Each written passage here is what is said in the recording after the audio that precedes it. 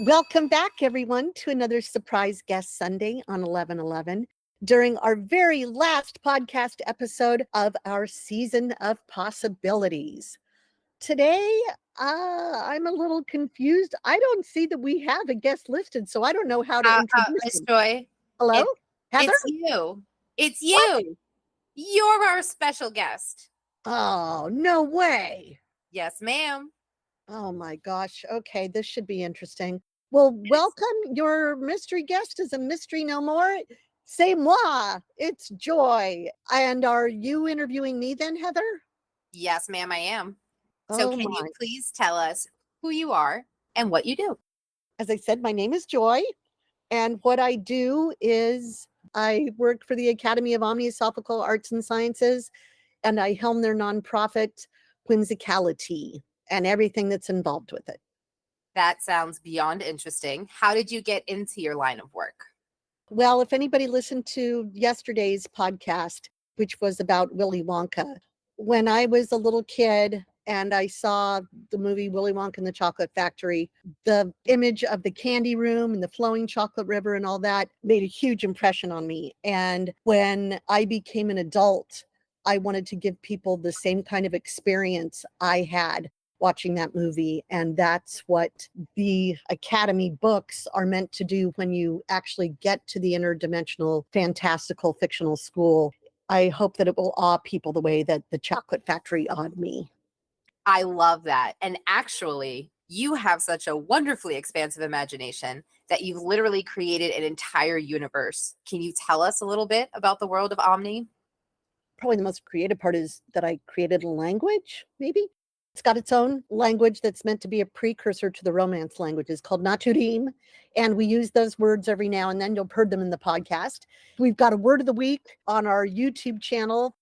The world of Omni, it's actually the Omniverse, like universe, but uni means one and Omni means all. So it's literally everything. So we've got this interconnected situation with this fictional school that is what I call a Pinocchio school, in so much as this fake thing has become a real school, which we'll talk more about later. That all happened during the pandemic and it's about to take off even more. There are books that go with this, interactive books, immersive lessons, immersive experiences, in-person events, online courses. The nonprofit has its own complete world with Shared Treasure Hunt, which is a pirate-themed kids helping kids activity. We've got Fabled Creatures and Endangered Monster Rescue, which is a quirky animal aid thing. This goes on and on and on and on. And during our week about family philanthropy, we talked a lot about all those different programs for whimsicality. So I won't go into it now, but suffice it to say, there was enough for one whole podcast. And then your family, 3 generations, gave reviews to the programs. And that by itself is half an hour long with just you girls giving reviews. So that's how much family oriented stuff there is. That sounds fantastic. And yes, we had so much fun doing that. So it seems like you are a very creative person. And so can you tell us a little bit about your creative process? I don't have a creative process as pertains to what specifically, like what activity? So a lot of people who are your typical authors, like you would see, like, you're a writer when, you're up all night, you have lots of caffeine, that kind of stuff. What of those type things fit your personality? Okay, so for when it comes to writing, which is like a drop in the bucket of all of the stuff I do, you're absolutely right. I've never felt like an author. We've talked about this before, that when I need to write something, which it turns out I need to write an entire book in the next 2 days that I didn't realize, a kid's book, so it'll be quick, but still, I just sit down, shut up, and listen. And then I think through my fingers.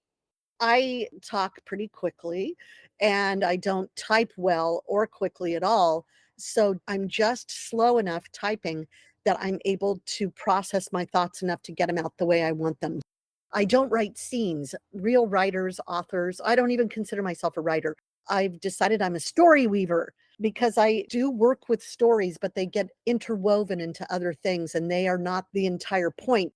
They're a vehicle for whatever it is we're doing, whether it's a script for an interactive murder mystery or an unusually formatted multi-room play with things all going on at once. That's really the vehicle for the thing that I want to do. So when it comes to writing a book, like a novel, for example, I write chronologically. I just what's going to happen next, and I listen to what's going to happen next. And then when I find out what it is, I just write it. My one time that I had writer's block, I had gotten away from a story for a few months to work on something else. And when I came back and read where I'd left off, I had no idea what was going on. And I had no idea what was going to happen next. I literally didn't know. And I'm like, this is a disaster. What do I do? So Yeah. I sat for a moment and I just listened.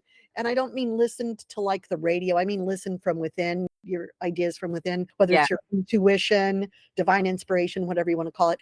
And what came to me was that my character didn't know what to do either. So I wrote, her name was Penelope. Penelope didn't know where to go next. So I just went with that. And what ended up coming out of it was where she went, changed the entire direction of the story and who the villain was, and made it 10 times more interesting, to the degree that that character was able to come back a few books later and be redeemed.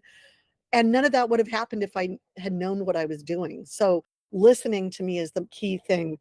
The rest of my creativity that's non-writing, I get bombarded with so many ideas all the time. It's just picking and choosing the ones I'm going to go with. So one guest that we had on was talking about the challenges of creativity. And he said, oh, you know how it is, how hard it is to come up with content. And I didn't respond because I'm thinking, are you kidding? The hard thing is deciding which one to go with because there's too much. So we figured out once that I follow through on about one of every 100 ideas I get. Wow. I literally did the math. I looked at my idea list. If I get an idea that I think is really cool, I write it down. I don't write down most of my ideas, but even the ones that were written down, I'm like, oh man, I've only done about 1 out of 100 of all these.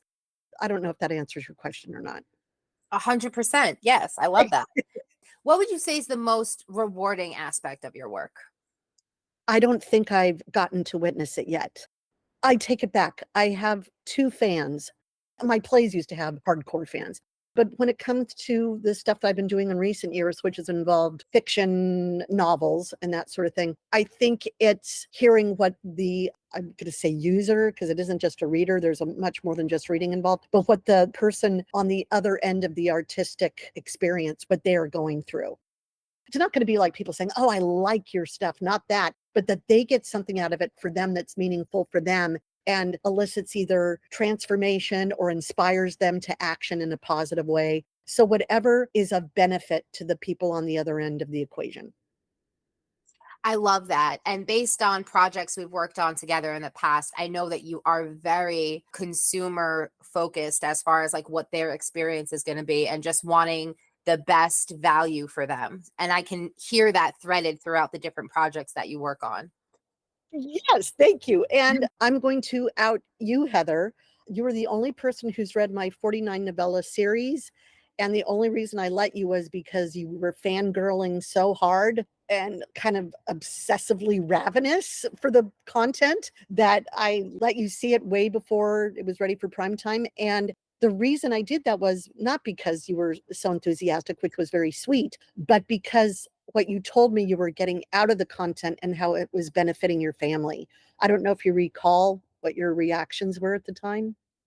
I remember my biggest takeaway was just that I was kind of bowled over by all of the life lessons that were like implied through the character's life and the people that he came into contact with, mistakes that he made, conversations with his parents, all just reflected the very real, I hesitate to say plight of a teenager, but it's tough being a kid. And so just kind of reading the series and seeing all of the different dynamics with the characters and the life lessons that were there and the challenges that he faces and the grace or lack thereof that he faced them with, it was just all very real to me. And so I just kind of immediately recognized it as a teaching tool. And so I was very curious to grow with the character and see where he ended up in the end, because I was just so excited about what the books looked like to me. And you were telling me at the time how, based on your whole thing being an educator and a family success coach, that your big deal is connection. And how did that work with your interest in connection? How did those books work? So one of the things that I really enjoyed was getting to see the main character, his name is Pete, his connection with his family members and his friendships. And so one of the things that the book offers is the opportunity to have these discussions with your kids about the different experiences that Pete has and apply it to your own life, because it's a lot of common things that families go through. Just for example, there's a big move in the first book, and so it opens up the conversation for families to talk about if they've ever had to move or if they have an impending move coming up. It just opens the door for dialogue. And that to me is really where you make connections, deep connections with your kids, is when you have conversations with them and you just remain very passionately curious to hear what they have to say. And so all of these things that this character goes through, these very real family events, just kind of opens the door. And it also, the teaching tool part of it comes in because you are able to almost transfer whatever experience you want to talk about onto these characters. It takes the sting out of things. So you're not saying when you pack up your room, it's, hey, when Pete was packing up his room, it seemed like he had these issues. It just really is a great tool to help families connect more deeply through meaningful conversation. Yay! I So that's the most rewarding to me. love it. I love it. And actually, this is a little off topic, but you had a bit of an unusual experience in elementary school that may have helped you develop a strong imagination independently. Can you tell us a little bit about your elementary experience? Okay, I was kicked out of school by the time I was 8. They made me a little test subject for IQ type stuff. I was getting tested all the time, and they tried to get me into Mensa at that age. So I don't have a ton of emotional intelligence. I never developed what I consider a healthy level of it because I was always off on my own. My siblings were a generation older than me. I had friends, but in school, they sent me to what was then called junior high when I was 8 years old. And then later, you talk about a move. When we moved, when I was going through puberty, which would have been going to the new middle school, my family didn't tell me we moved. we would go Wow. we would go to the beach every summer, and this one summer we never went home, and so I never got to say goodbye to my friends, and it was a disaster. And like I said, I was going through puberty, and now I'm in a new school in a new city, and they were not a very friendly city. So I'm trying to fit in, find my people, all that stuff. And they put me in whatever advanced classes they had at the time. And then they kicked me out. I don't mean because I was disruptive. They seemed to always think that I didn't fit the criteria of whatever class. And so they're like, no, you're too, whatever. They thought I was too intelligent for the class. That was a bunch of hooey. But anyway, for whatever reason, that was the claim that I was beyond the class. So they put me on independent study again when I was 11 or whatever it was in a new city. And I was so miserable that I be in the library and I decided to study alchemy because I was so unhappy that I'm like, I'm going to turn base metal into gold and be rich and run away because I was so miserable. So I was Aw. always off on my own. I don't even know how to diagram a sentence because I kept getting kicked out of English class forever. In high school, you'd have to take a test to see where you fall with your English abilities, Yeah. whatever that was. And I'm not a reader at all, but whatever I did, however I tested, would make them kick me out of the class, saying I didn't need it. And I'm like, but I don't even know what a predicate is. I don't know this stuff. I still don't know this stuff because I never did it. So I was always off on my own. And whereas other kids always had a book with them, I always had a pad of graph paper and a .9 mechanical pencil because I was inventing stuff and creating ideas and writing shows. So I started writing interactive, immersive shows in kindergarten. Wow. We've all got our thing that you can trace back to your interest as a kid. That was mine, and it always involved entertainment and food. Little did I know that there's such a thing as dinner theater, but basically that's what it was. Yes. So, what would you say has surprised you the most about the stuff that you're currently working on? How it's all seemed so disparate. This weird thing I'm doing over here that's got absolutely nothing to do with the weird thing I'm doing over there. And over the course of the last few years, they're all converging, and it turns out it's all part of the same thing. And they're all symbiotic and they all go together. It would be like a star on one end of the universe and a galaxy on the other end. And you're like, these have nothing to do with each other. well, then the further back you get, the closer they look to each other. So our programs have a lot more to do with each other than I ever realized. And what's also surprised me is how there was so much more to the projects than I ever thought. For example, these regular stories I wrote about a fictional school, and I was just going to write one and that was it. And I'll never go back to it. I did it for fun. It turned into not only a 49 novella saga, but with interactive elements that I never could have foreseen. And then immersive learning lessons that I never would have conceived of years ago. So the fact that they've got their own life and are growing exponentially in ways that amaze and delight me is what surprised me most. Well, that's just full of happy. I love everything about that. Based on all of the things that you have going on in your life, because you do work on so many different projects at a time, what would you say you're most looking forward to? What I'm most looking forward to may or may not happen. So I'm not going to go there. So, what are you most looking forward to next? Oh gosh, I'm not even sure. Like the thing that's coming up next, I am looking forward to. What's coming up next is Shared Treasure Hunt, which is something I adore. But the thing that I'm most excited about coming up is a big topic that I think we may want to reserve for a few questions from now. Okay. Okay. What would you say is your biggest challenge as a solopreneur? My messy house by far. It's not the workload. I somehow always seem to get stuff done. Thank you. Thank you, God. Mhm. But my house pays the price because it's disgusting. Right now, I'm looking at craft items that have to be organized for a crafternoon tea we're doing this week to make pirate hats. And I've Mhm. got books from our May 18th event that still have to go back to storage, be organized in a certain way and go to storage. I've got our immersive books, the interactive books have all the stuff that you get with the tactile versions. I can't take those to storage because I have to go through all the boxes and make sure there's nothing edible in them because you can't put food into storage. So I have to make sure there are no candies. There's nothing like that. And so that's my biggest challenge is my house is gross and I live in squalor. There you go. Yeah, I think we all have to kind of manage which thing we prioritize. And I know that for me, housework falls by the wayside quite often as well. Yeah. What do you think would be a common misconception about what you do? I know what you do is so unique, but what do you think people may not understand about it? They think I'm an author and I'm not. Ah, yes. Anything I write that gets published is literally the tip of a much more fun, interactive, immersive, audience participatory iceberg. That's fair. And none of it is meant to be me getting out my message. I have things to say, just the opposite. It's how can I be of service?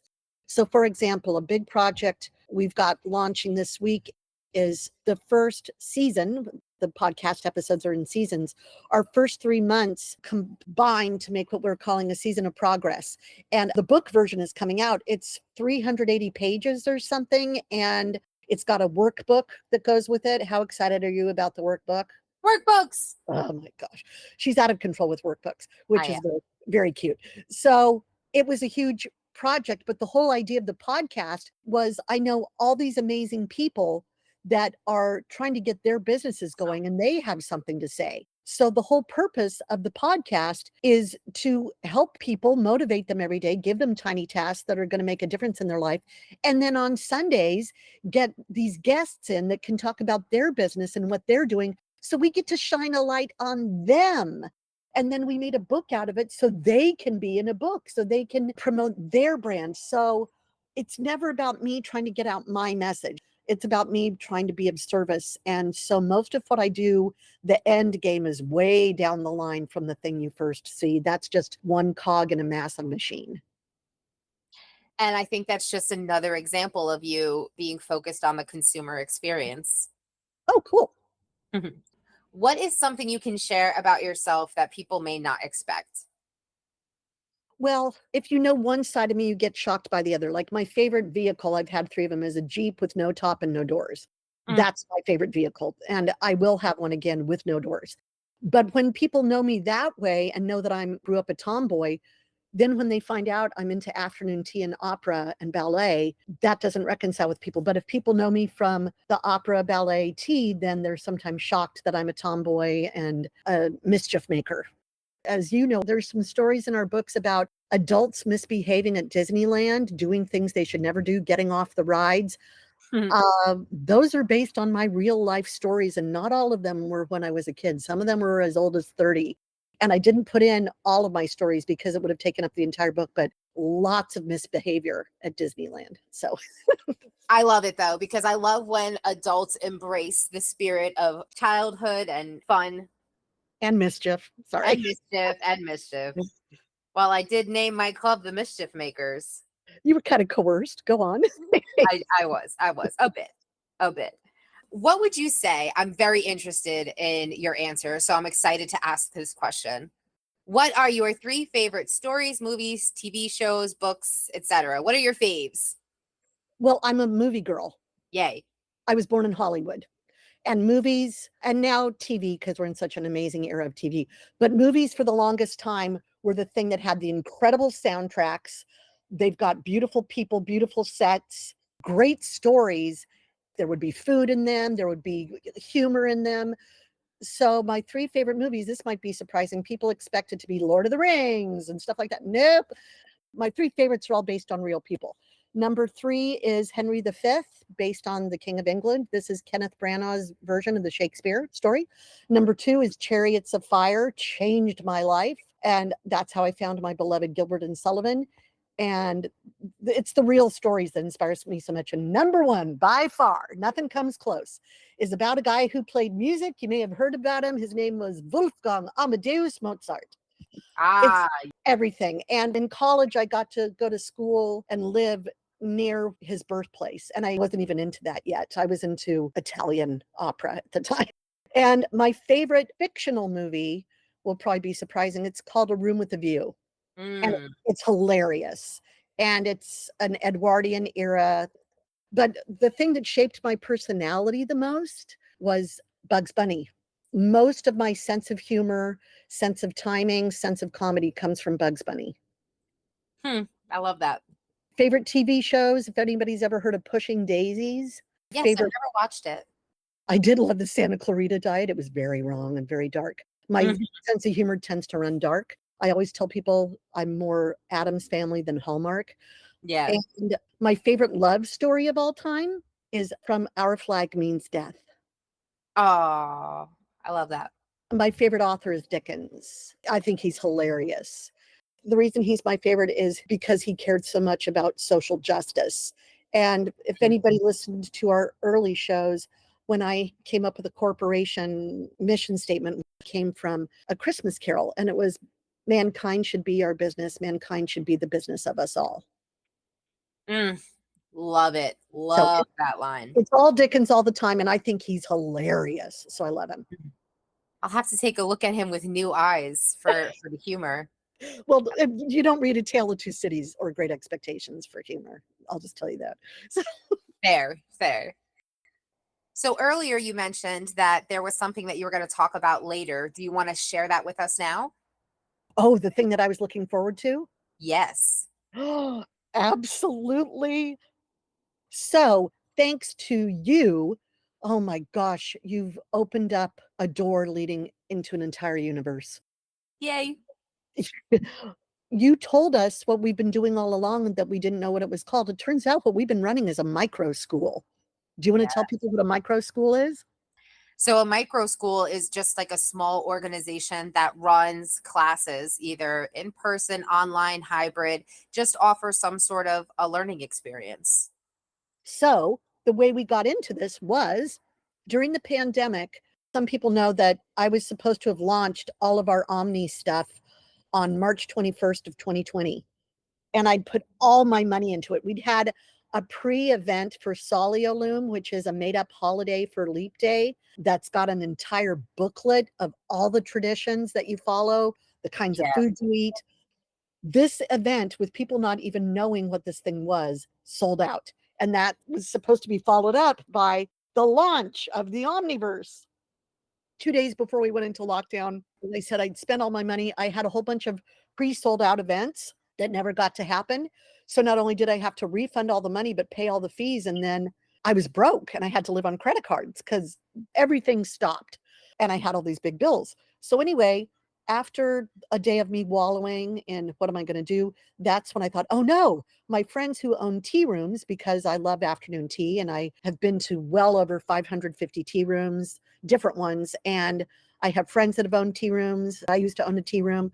This is an industry I'm interested in. For those who don't know what a tea room is, it's the places that you go, they serve scones and little teeny sandwiches with the crusts cut off and little teeny desserts. Sometimes people wear hats, but I like the food and the whole experience of afternoon tea. It's very relaxing to me.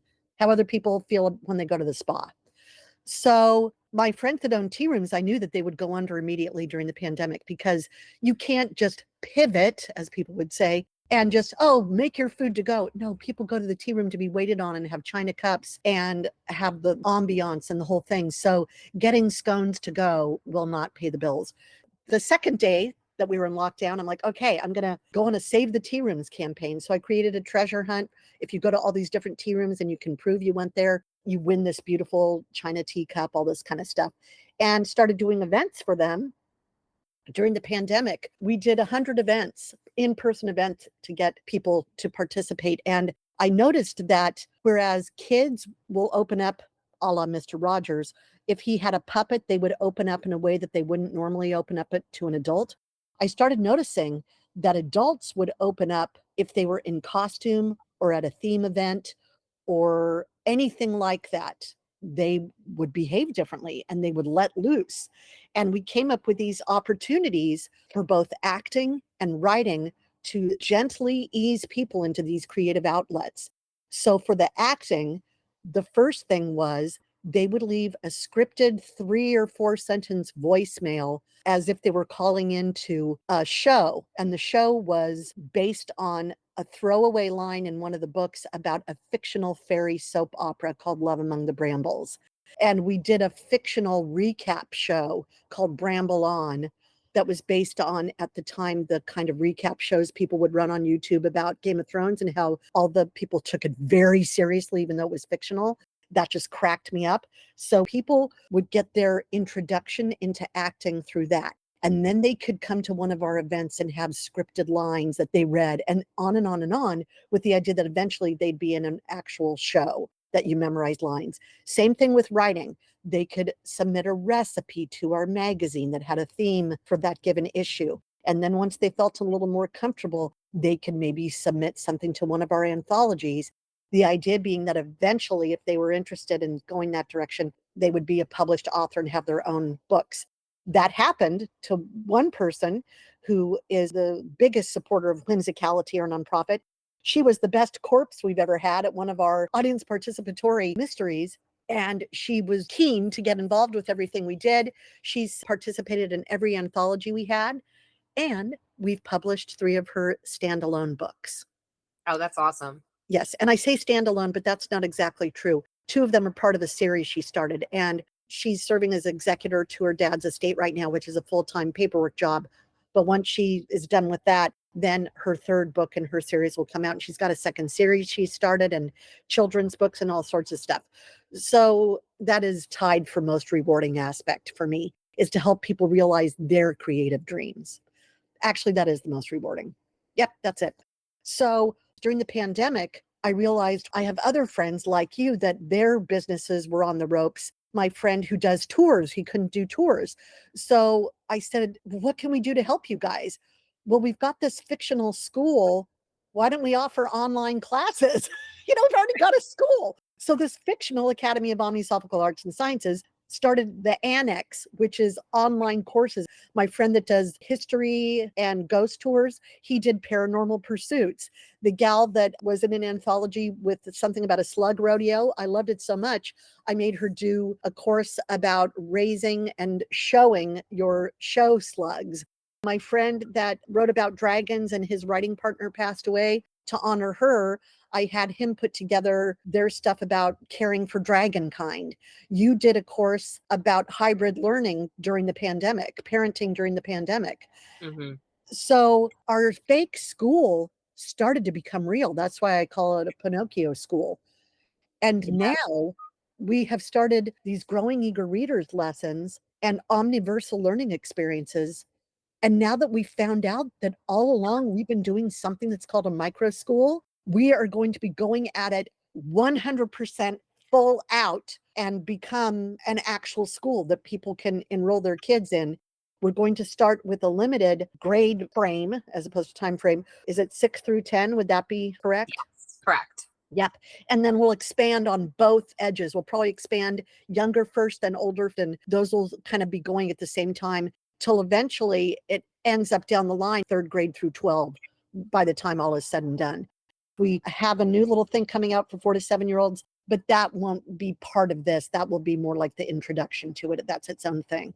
Would you Yeah. like to elaborate on how that's going to look for Omniverse of learning experiences? So I think what we may end up doing is adapting our first book to meet the different grade levels, and then we'll expand from there so that they end up being able to enroll for a full grades curriculum with all of their academics, but done in a fun way. So in typical traditional schooling, even your most fun teachers with flair have the academics with as much fun and flair as they can fit in within state guidelines. What we're looking to do is completely flip that dynamic on its ear and have a ton of fun and flair. So they'll be getting the education that they need, all the foundational skills that they need to be successful, along with life skills, along with an understanding of nature and the planet. And the focus is going to be on connecting with their peers and their family and the earth, because I think there's a need for a focus on nature. I think it's going to just be a really, really good experience for the kids who enroll. And I fell into creation content for learning experiences when we had pledged to do it for Shared Treasure Hunt, come up with the Scallywag Enrichment Program. And you, as an educator with all these letters after your name, you're certified at the principal level. You Yeah. taught, was it high school English for 10 years or something like that? Yes. So you've got all of this and all these certifications as a coach. So you were going to be the person that put the lesson together, because I don't know anything about this. I would just design the artwork. Well, you had a major health crisis. Like, Yes. I had people praying for you to make sure that your children were not going to be raised without a mother. That's how serious it was. And we had to come up with these things, and money had transacted. Whimsicality had spent money. And so I couldn't let them think that nothing was coming out of it, because that would have just been bad. So while you were out sick, I did my best at coming up with something, knowing it would be rubbish, but at least there would be something that we could show. And then you could tell me all the ways to do it the right way. So I just did my best, knowing I hadn't a clue about what I was doing, because I was not into school. And when I say I wasn't into school, it doesn't mean I got bad grades. I got A's, but I just didn't enjoy school like other people did. What was your reaction when you saw the first learning lessons I did? At first, I was like, oh no, she did all of the work. But when I actually saw what happened, I was like, oh, that's why. Because I would have done this completely differently, and it would have been like the same thing you can get in public school. So what I noticed was that you weren't trying to show the parent, the lesson leader, all of the different things that the kids were going to be focusing on academically. It was more about the life skills and the connection and bringing the family together. One of the things I really enjoyed about the first set of lessons is that even from the start, you started demonstrating how to streamline some of our general everyday household tasks, things that we do as a family, into some of this learning. And so I noticed that dynamic shift where the focus was on the fun and the connection and the enjoyment of the learning versus you're going to be learning persuasive writing. You're going to focus on these math skills. It was more about this is the fun and the enjoyment that we're going to get out of it. And then these are the things that they're kind of learning as a byproduct. And I like the concept of them almost learning these skills through osmosis versus sitting down and trying to drill these concepts into them. It's much more enjoyable. And science has shown that when you're having fun, it increases your ability to memorize things. Retention is huge when you're having fun. It's like It is. that's why we can remember song lyrics, Yeah. because it's an expression of joy. So people have asked me about this immersive learning experiences and the streamlining and so on. And when people say, well, what do you say is the best way to teach a kid? My default answer The best example I have is cooking. You've got math, you've got reading, you've got hand-eye coordination, you've got critical thinking, you've got all these different things, and they're learning a life skill Yes. they're going to Agree. use forever. So when you were out and I couldn't even consult you because you were so sick, I had to just do research. I'm like, okay, so what disciplines are there? There's math, there's reading, there's science, there's this, there's that, blah, blah, blah. And I thought, okay, that's great. But from our end, what do we want them to learn? I'm like, okay, we want to have teamwork. We want to get them out in nature. We want to get them moving, as in moving your body. And so I made sure that all of those boxes got ticked. And in the lessons, you'll see these are the disciplines it involves. And here are the other things, like maybe this one has an emphasis on a kid's going to learn some empathy through it. Maybe the storyline was about a kid that was going through something, not with the pirate related stuff so much. And then, of course, history. The pirate stuff was just history, history, history everywhere. And I do love the history stuff. But for example, with the first book that you mentioned, which is part of our Omni Tale series about Peyton Drake, this 14-year-old browbeaten protagonist who's got a very strict military father and tries to escape his stifling home life by going through a portal to a fictional interdimensional school. It's fictional to us, not in his world. The way that the math is involved is the very first thing is, okay, it's moving day. So if they were moving on such and such day and they had to go from the Lejeune, that's the way I say it, whatever it's called in North Carolina, that Marine Corps base, to Camp Pendleton in California, I had to do the math when I wrote it. So I'm like, oh, this is a perfect thing for them to do. So they do the math to figure out if it was this many miles and they leapt this long, they took this long to eat, they took this many breaks. When would they have had to leave to get there when they got there? So the math is part of the story. It's not just math for math's sake. Does that make Right. sense? Yes. And it makes it fun. Yes. And the streamlining comes in. I've used this example in other podcasts. I'm sorry to use it again, but it's the perfect one. The thing that we've got for 8 to 12-year-olds coming up, this story, Frankie and Finn's adventures. Oh, time stowaways is what it is. We've got these kids, they were stowaways and they got caught on a ship. And so they've been made to do manual labor in the laundry room. The recent Wonka movie stole my idea, sort of. But anyway, the kids can't get out because they're locked in and someone's going to break them out. He drops a key through the overhead grate where all the heat rises and goes out. Well, it falls into a pile of laundry. So in our lesson, the parent is going to have laundry that needs to be folded and they will hide a key in it. And the readers, the young 8 to 12-year-olds, literally need to go through the laundry and fold the laundry in order to get the key. This is one of the ways that we streamline things. You make it part of everyday life, not in addition to. So this way they've folded the laundry while doing their homeschooling. If they're homeschoolers or taking this as a supplemental course or are micro schoolers. Yes. Yes. Micro schoolers. It's going to be so much fun. It already is. Yes. Because we found out we've been doing it all along. We just didn't know that's what it was called. Oh my gosh. I'm really delighted to see where it goes. And we are going to be starting it for this fall, yes? Yep. Okay. Okay. So watch out, world. We're going to be the mighty micro school.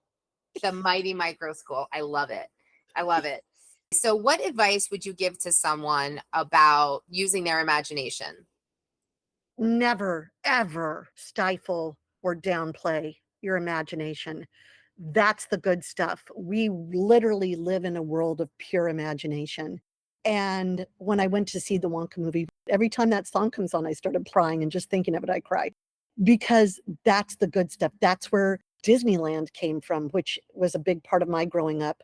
Disneyland was my playground. I lived very close to it. So your imagination is not just for you. It's not just a place you escape to if things are rough in your life. Your imagination is your gift to the world. So don't hold back. Do everything you can to realize your imaginative ideas, no matter what they are. Mine was making the kids in my neighborhood do shows and learn lines and have a haunted house on quarter acre that we transformed the backyard, and there was food involved and candy apples and everybody played their part. And then later in life I had actual interactive plays, the likes of which nobody's ever seen. Only a few people have seen the ones that were the most amazing. I hope to get back into that. But what you have to offer, what your imagination has to offer the world, is not only unique, it is precious and it is vital. We need your imagination and we need you to pursue it and act on it and enjoy every single moment of it because it's one of the greatest things we have. I love that. I think that's absolute perfection. Thank you so much for allowing me to interview you today. A little change up there. And I very much look forward to seeing what unfolds. What's really fun for me is to think of the way we always sign off. The way we sign off came from imagination. It's from our original language that's got its own alphabet, its own timetables, its own seasons, and that all came from imagination. So if you want to say the official thing, I will give the response. Therese Desam. So what you said was above all love, and the response means and then love more, and that is allo ceriste plus. Tuta. Tita.